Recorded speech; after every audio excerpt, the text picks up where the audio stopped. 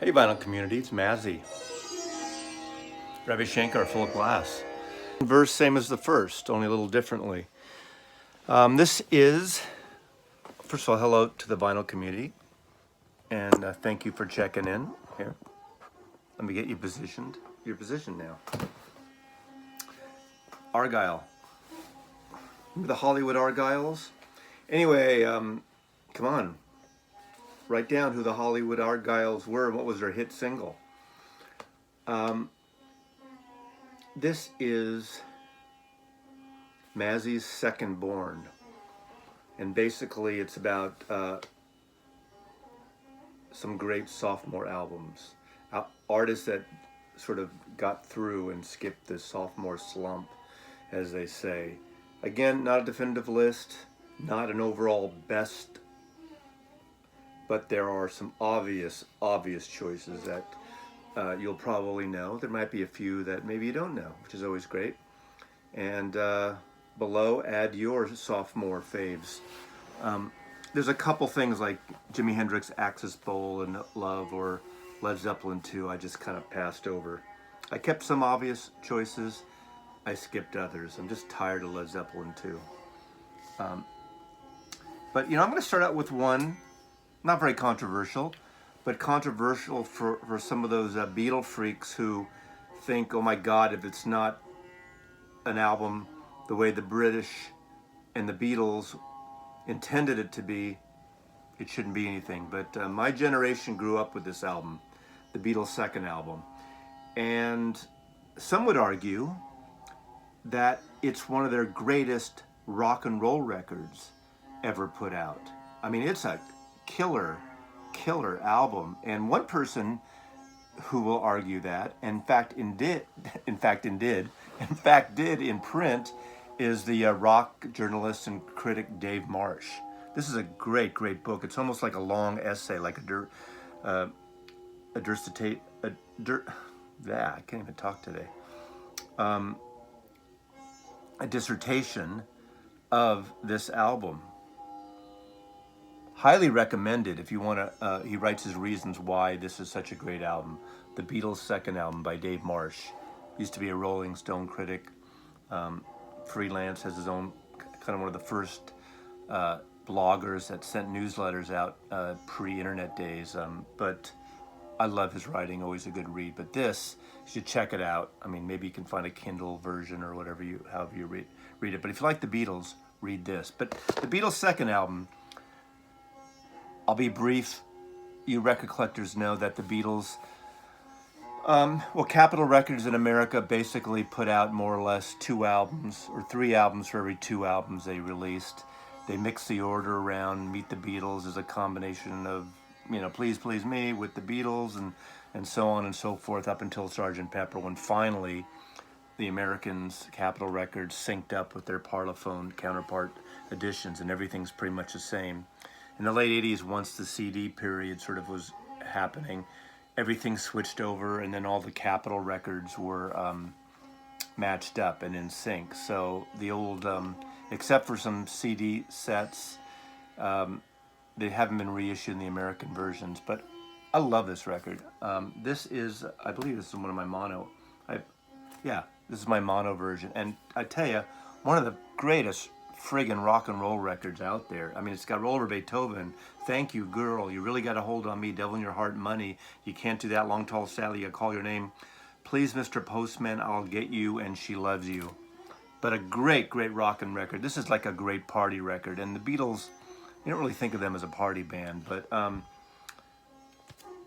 argue that this is one of the great Beatle albums. There you go. Kind of like a lot of people like myself feel actually the American Rubber Soul has an edge over the UK. Got a little more folky country flavor. Anyway, Mazzy's Second Born continues, and this is just 25 albums, not definitive. Second Neil Young solo album with Crazy Horse. Everybody knows this is Nowhere. What a great record this is. Cinnamon Girl, right? That alone. Down by the River, Cowgirl in the Sand. Those long versions of that are pretty amazing. You know this record? If you don't have, in fact, I'm going to say that you should have all these records. I don't care what genre music you're into. Again, not a definitive list, but every record here is pretty close to a perfect record in my opinion. There we go.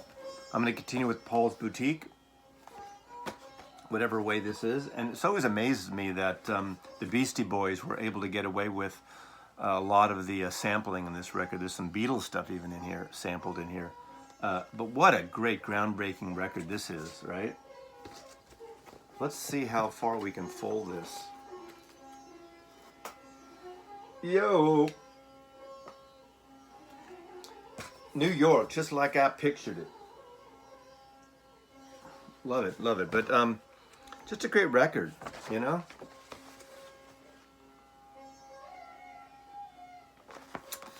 Gotta love me some Beastie Boys, and Paul's Boutique, real changer at the time. Buffalo Springfield again, the second Buffalo Springfield album, their best album by far. Bluebird, Mr. Soul, Broken Arrow. I mean, Neil Young really shines on this album. Why did they all shine on this album? Expecting to Fly. What a beautiful record. What a great psychedelic record. And my copy is dating myself. I had a girlfriend named Judy back in the day, back in the 70s, and I was a big record collector, and she, bless her little heart, she used to give me records and write on it. In fact, the first Butcher cover, I think I did it in one of my earlier videos, she found me my first Beatles Yesterday and Today Butcher cover, and she wrote it on the back as a gift, but she wrote here, Norman, congratulations on your 400th album. So, December 1972, I had 400 records. That's a lot of records. I started young. I would like to, okay, I'm not gonna read the rest. Anyway, you get the idea. Buffalo Springfield, my original pressing from 1972. That's when I first got it, even though this came out in 1967. I guess I didn't have it then. Interesting. It took me 5 years to get this fucking record.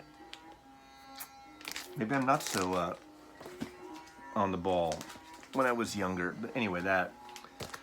Not much to say about Bruce Springsteen, but this is sort of the groundbreaking record of his that really changed everything too for him. Obviously, it wasn't till Born to Run that he just really exploded.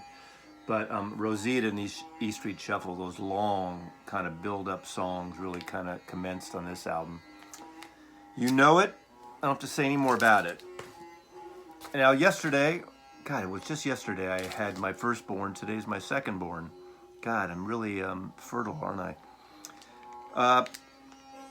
This year's model, Elvis Costello. I gotta say, both his records, first and second, out the door. This might even be the better of the two, but they're both great. That was so different. My Aim is True. But Pump It Up. God, this is my UK pressing. Do I have a... Well, you know this record. What else can I say? Great cover, right? And in fact, as I recall, weren't there different poses, different versions of where his pose in the camera's different? I can't remember if the American was different, but I think there were actually some albums, one of those few of those albums that there was several cover variations, as I recall. You know, with the attractions. So anyway, great record. Another band I had on my firstborn list, the band's second album, people call it the Brown album, self-titled album. Again, probably edges out Big Pink. In fact, it does. It's the better of the two, even though Big Pink was probably more groundbreaking because no one was really doing that. This is the better album, better songs. I mean, come on, Jeremiah Surrenders, Across the Great Divide, Rag Mama Rag, The Night They Drove Old Dixie Down, Up on Cripple Creek, Whispering Pines, Jeremiah Surrender, King of Heart. I mean, this is almost like a greatest hits album for the band, but what a great record. Americana at its best, even though you got a bunch of Canadians here, except for Levon, right? Is that true? They're all Canadian except for Levon? Something like that. Obvious choice, but you got to show it here. Astral Weeks, the best Van Morrison album. We could argue about that, but he made a lot of great records. But this is the one that's always the number one on the list. But what a great sophomore record. Now, having said that, well, we talked a little bit about I talked a little bit about We Didn't, because you're not talking to me while I'm doing this video. But there are a few artists here that put out albums on an independent, or they weren't really officially first albums. You could argue, but technically they were, but I'm going from when they really kind of came out of the gate with their the label that kind of they got famous with, or they got wider of attention with. I can't even describe this. Nirvana, come on. I mean, what a great record. I mean, this broke the whole Seattle grunge scene. It's funny, being in Seattle now 5 years after my life in San Francisco, I'm not a grunge fan at all. I really don't like Pearl Jam, not into Soundgarden, bands like Mudhoney and all those bands, you know. All the growling or what do they call that kind of vocals? But I do like Nirvana, and I love this record. I love In Utero. But this, right, smells like Teen Spirit. I don't care how much you hear it. It's a great record, and it was a great friggin' video. So, great sophomore effort by Nirvana. This is when Geffen bought their contract out from, was it Sonic Boom? Not Sonic Boom. You know, what's the record company in Seattle? I live here. I should know it. The Sub Pop. There you go. What can I say? One of the best sophomore records ever made. Israeli Gears. Not much to say about that. Same with this, Santana, Abraxas. Lived in the Mission District of San Francisco for 25 years, where Carlos came out of, and there's actually a great mural there right off of Mission Street around 21st, 22nd, painted on the side building, beautiful mural. But almost every weekend you can hear Oya Kamova, Black Magic Woman, that whole suite blaring out of cars driving down Mission and in the avenue, or the streets there, the 20th, 21st, 18th Street, 16th Street, that whole area. But great record. That's it. The first three records, the original band, are the ones. But, you know, Abraxas. I'm not going to say any more about the Jefferson Airplane. I had to include this even though I was trying to skip some things that I've been talking about a long time, but you can watch my whole Jefferson Airplane. Drill Stick Pillow. That really broke the San Francisco Summer of Love thing into the cover Life magazine. They put the airplane on the cover. Tell Me How You Really Feel. This is one of my favorite albums of the last 5 years. It came out, was it last year before? Courtney Barnett, her second album. She had a couple EPs in the middle there, but this record is recorded beautifully. She's got a small, tight band, and it rocks in that kind of punky way. If you don't have any Courtney Barnett, obviously some people may point you to the first album, but this is a great, great record. Just blast it. She's Australian, simple songs, clever lyrics, very minimal, you know, punky but not thrashing punk. You know, vocals above everything, but good bass, good tight drums, good guitar playing. But Tell Me How You Really Feel. Whoa! I can get a tan here.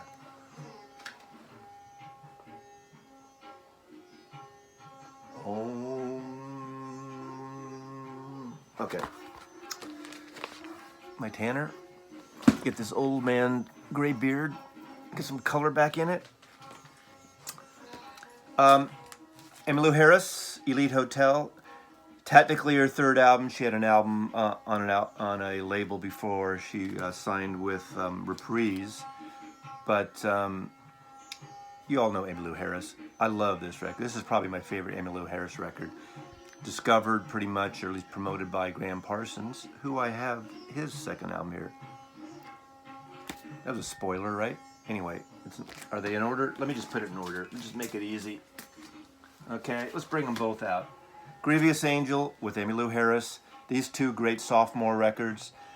This came out, I believe, just after he died. It was finished, but unfortunately burned a Joshua tree in his coffin after his roadie stole his coffin, per Graham's wishes. But talk about a seminal album. This is a fucking amazing record. I love this record. Probably overdone. People who are into the country rock, Americana thing cite this album all the time. Is that a cliche? Who cares if it's a great album, right? Anyway.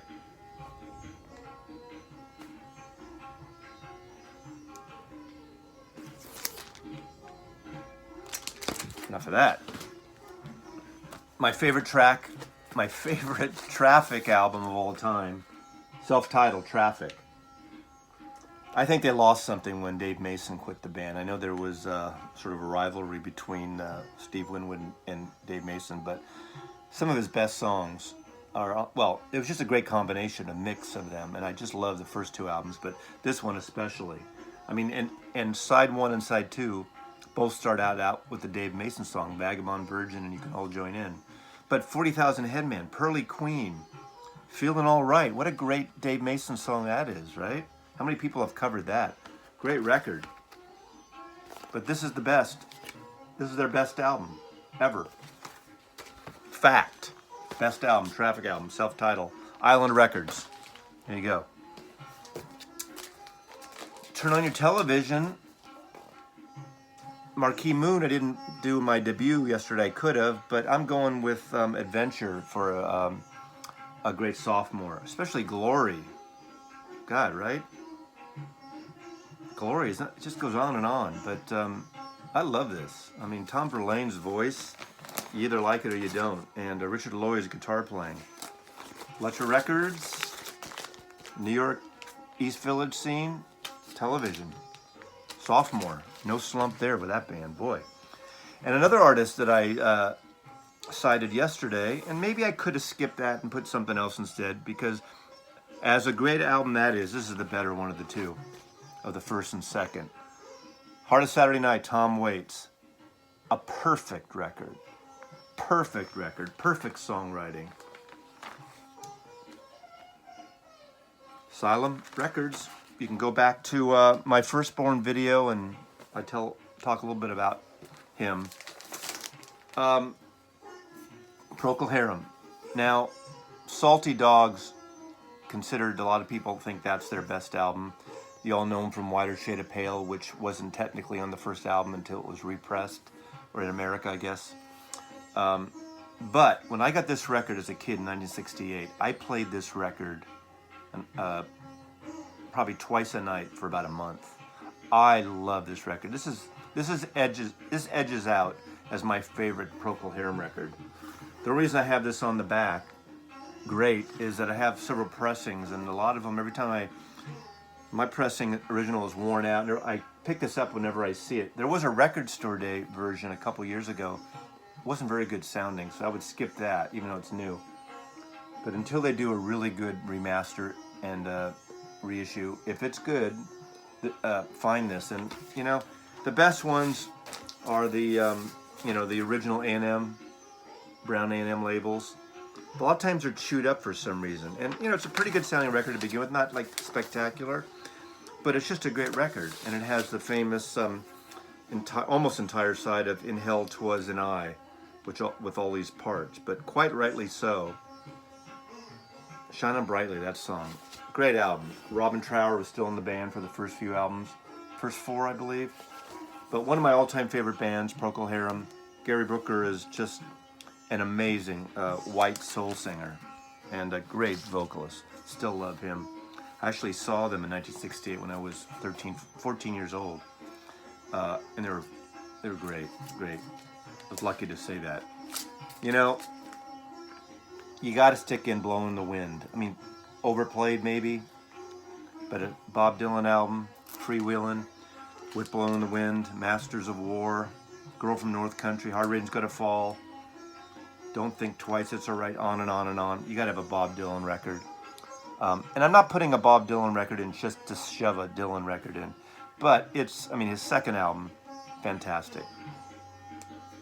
Really blew things open in the whole folk thing. And I'm just gonna mention real quickly Ry Cooder. I always talk about Ry Cooder. Into the Purple Valley. The second album.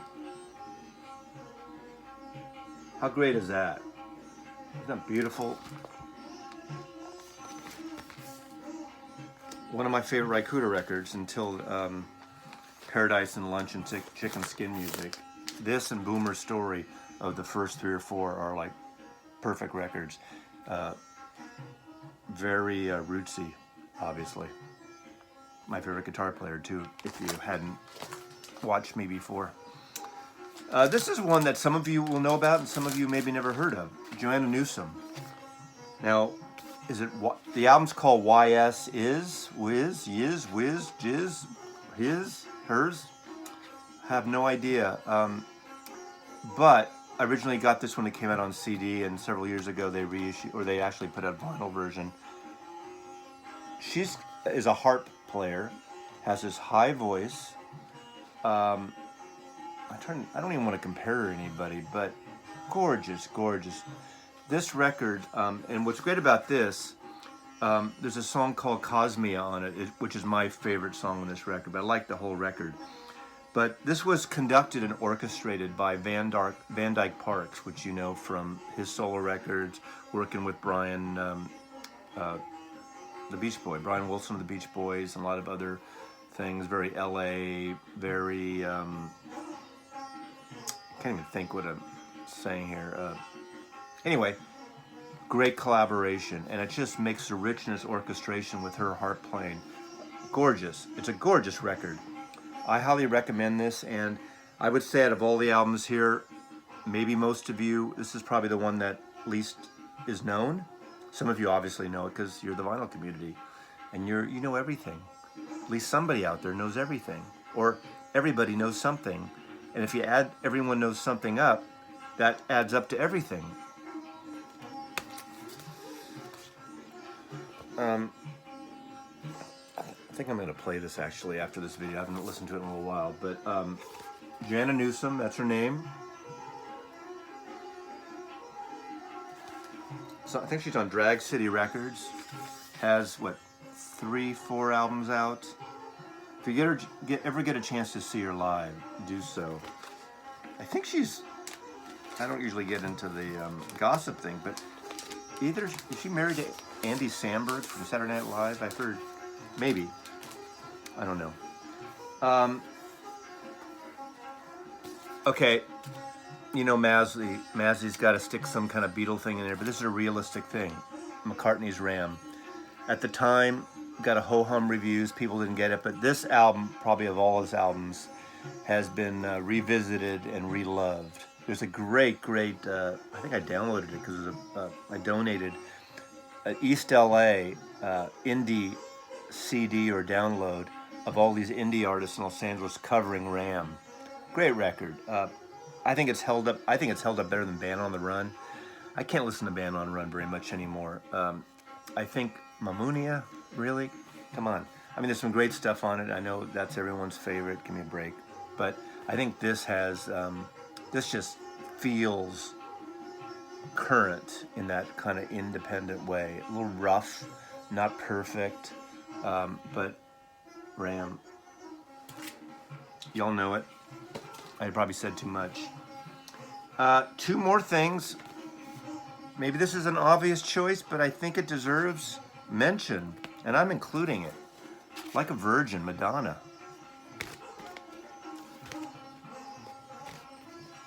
You know, what can I say? This like broke things, just exploded for this woman. Great record too. I mean, you know, this is one of those records I couldn't listen to for 20 years. Certain records you just hear so much, like, okay, I don't need to hear a Madonna record. And even now I don't listen to Madonna records very often, but this is a great record, very polished in an 80s way, but I think an important record, and I'm including it, even though it doesn't have indie street cred, okay? And lastly, I'm going all the way to the Z's for Mazzy's Second Born, because this was the first Mother's Invention album, Frank Zappa, that I got. And I remember playing in my bedroom in my parents' house, Brown Shoes Don't Make It, Plastic People, Duke of Prunes, and I just cracked up at this album. In a way, I kind of saw it as novelty, then I didn't get the importance of the music. But Mothers of Invention, a Zappa Mother's album you all should own if you don't have it. America Drinks and Goes Home. That's how I'm ending it. America drinks and goes home. Mazzy loves you. Have a happy week, Final Community. And thank you for being my friend and my subscriber. Take care.